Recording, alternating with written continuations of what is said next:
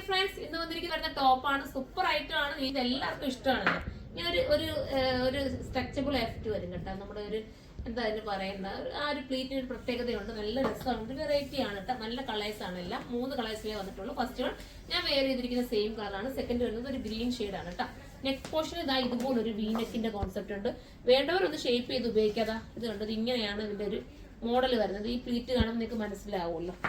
ഇതിന്റെ പ്രൈസ് വരുന്നത് 1780 ആണ്. ഫുൾ ലെങ്ത് വരുന്നതാണ്. ഫ്ലോർ ലെങ്ത് ആണ്.